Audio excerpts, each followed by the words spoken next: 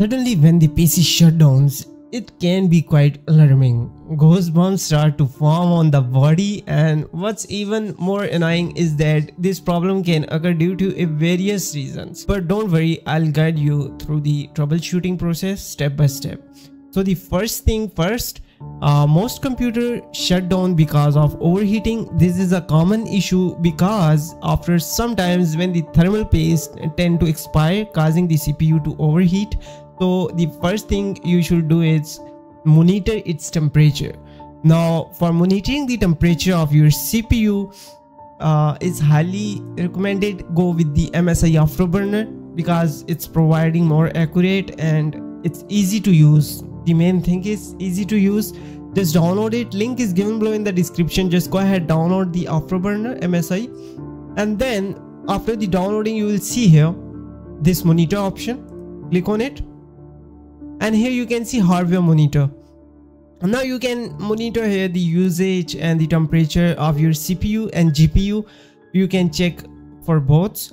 Now in CPU you can see the CPU 1 temperature, CPU 2 temperature, CPU 3. So basically CPU 1, 2, 3, this means these are the cores. Don't be confused between the CPU 1, 2, 3. So all these things related to the to your one CPU. Just clearing your concept. Now after monitoring this, the second important things to consider is GPU temperature. If it's too high, your PC might crash, the display won't appear, and the PC will shut down. So you can also monitor your CPU. It's hard to find here in this section, the GPU temperature. It's fine, you can close it and you can simply GPU temperature on your main interface. Here is 45 Celsius.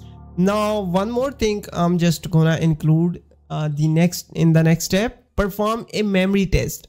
Sometimes if the memory suddenly stop working properly, it can lead to a PC shutdown. However, with RAM, a common sign is that when it stops functioning correctly, a BSOD means blue screen of death will appear, and the PC might hang or become unresponsive during tasks.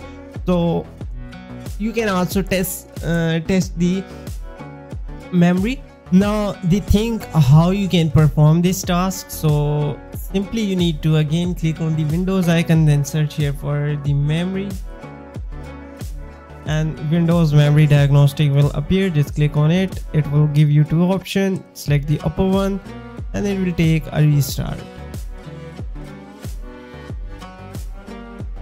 Okay, now some computers systems may display memory test result in the BIOS or UEFI settings. Restart your computer and enter the BIOS UEFI settings, usually by pressing a key like F2, F12 or Del or ESC during startup.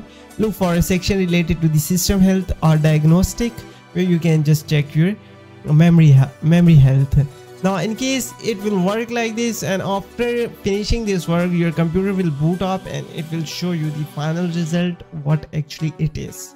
Now this process will take much time, so I'm not gonna waste your time. You can do it by yourself, but after done this process your result will appear in the notification bar. But in case if it's not appearing here, then Windows may generate a detailed report after the memory diagnostic test. To access this report, so just click on the Windows plus R key together, and this time you need to type here the MDSCHED and press enter.